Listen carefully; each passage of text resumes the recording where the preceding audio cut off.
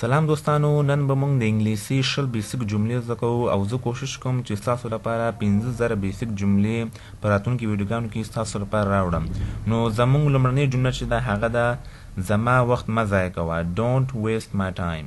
Don't waste my time. زما وخت مه ضایع کوه. زموږ دوهمه جمله چې ده هغه ده don't mind. Don't mind مطلب ده خفه کېږه مه. Mind your language. Mind your language. خبرو ته دې پام کوه. خبرو ته دې پام کوه. I'm worried. I'm worried. زه پریشان یم. زه پریشان. Say again. Say again مطلب دې دوباره ووایه. He's married. He is married. د هغه واده شوی. د هغه واده شوی. I don't care. I don't care. ما ته هیڅ پروا نه راځي. ما ته هیڅ پروا نه راځي. Thanks for your help. Thanks for your help. ستا د کومک څخه مننه. ستا د کومک څخه مننه. No need. No need مطلب دی ضرورت نشته. ضرورت نه. I don't know. I don't know. زه نه پوهیږم. زه نه پوهیږم. That was your time.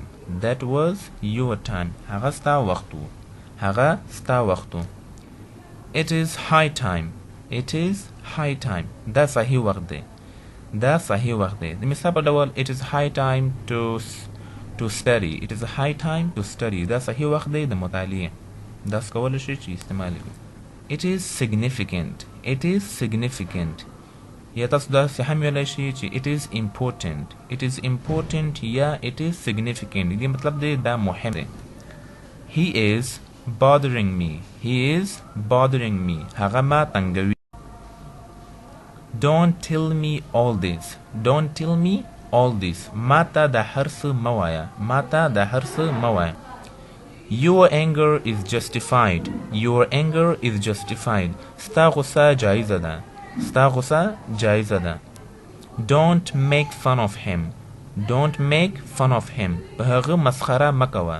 په هغه مسخره مه کوه. Even the walls have ears. Even the walls have ears. دیوالونه هم غوږونه لري. دیوالونه هم غوږونه. Don't speak ill to anybody. Don't speak ill to anybody. چاته غلط مه وایه. چاته غلط مه وایه یا چا پسې غلط مه غږیږه. Move out. Move out of my way. Move out of my way. زما له لارې څخه لرې شه. زما له لارې څخه لرې شه. Thanks for watching. مننه.